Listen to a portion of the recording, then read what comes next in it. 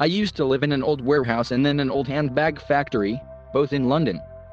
I'm a theater designer and I've always liked unusual properties and the idea of turning a space into something else. In 2009, I was researching online for work and I saw a boat that was on sale for $28,000. I remember saying to my partner, we could buy a boat. I just didn't think we would ever be able to afford a house. We both became interested in boats but thought that before we jumped into buying anything, we should rent to see what it was like. We wanted to make sure it was for us. We had a friend who was renting a boat, a Thames lighter barge, at a moorings in London, so we went to visit and completely fell in love. Then, a back cabin became available to rent in a different boat nearby. It was a Lux motor barge and was a beautiful space, with wood paneling and stained glass, but it was really tiny. We had friends tell us afterwards that they had decided if we could stay together living like that, we were probably going to stay together for good. We rented it for about 18 months, and started to look for boats to buy in 2011. We then saw this wooden Thames sailing barge advertised. We'd already heard that Thames barges were really expensive and hard to keep up, so we went to look at it with the same attitude you would have if you arranged to view a multi-million-pound house you couldn't afford. We just wanted to see what the craziest option out there was. But we immediately fell in love with it. It was originally on sale for $83,000, which was way more money than we had available. Then, 6 months later, we saw it advertised again for half the price.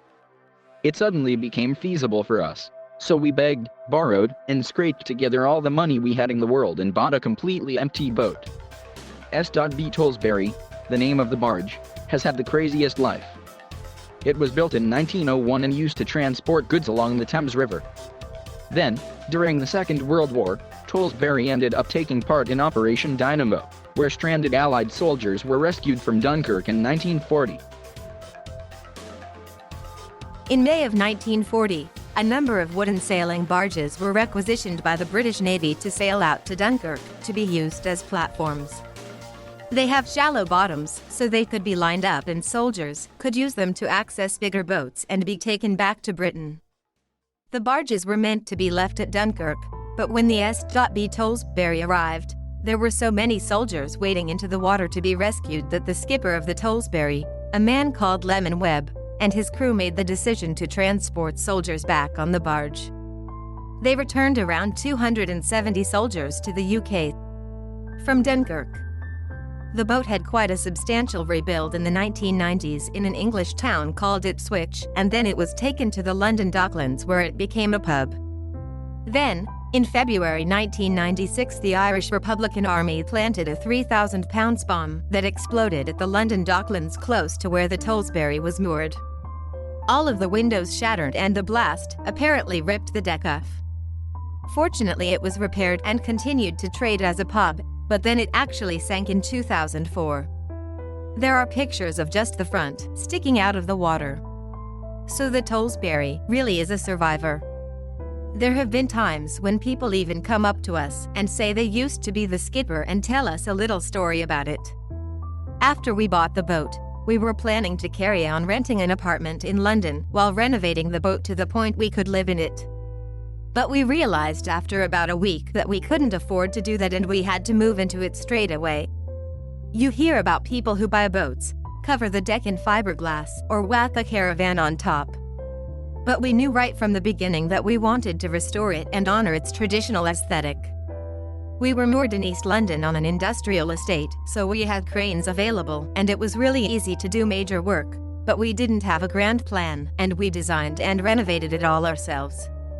We started by getting a group of friends over and bleaching the whole boat, because it had some mold. We cleaned it all the way through and ripped out some of the walls left over from the pub.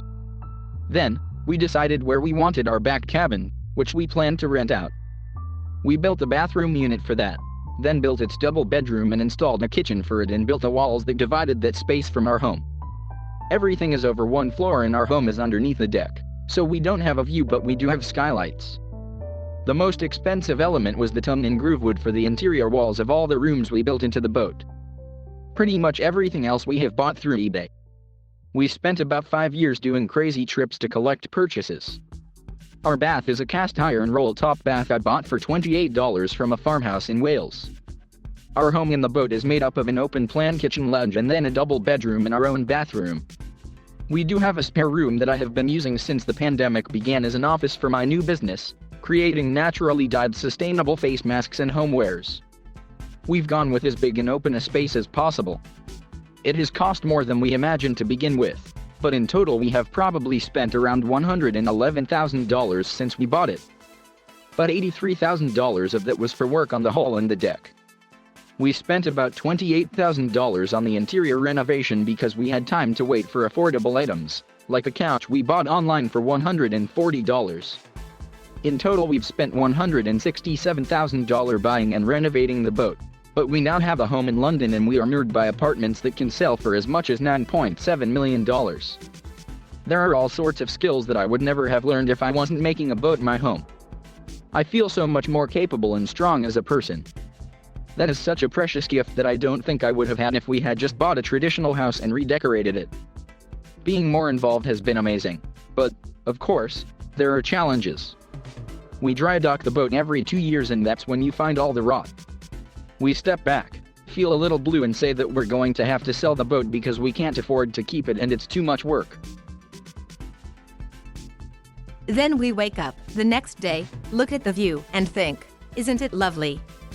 After the first 4 years of owning the boat, we moved to Kent and stayed there for 4 years, but I'm a London person. Then it happened that a mooring came up in London 2 years ago. It's the area I'd always wanted to take the barge to. It was our dream to come back here, so it's been really amazing. It's an amazing community here and a really nice place to be.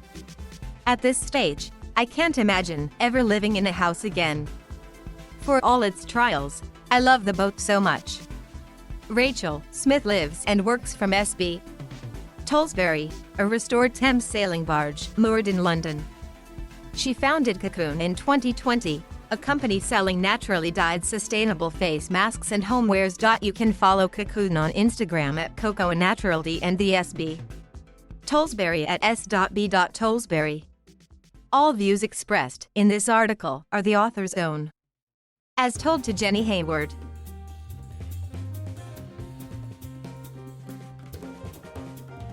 Thank you for watching. Please subscribe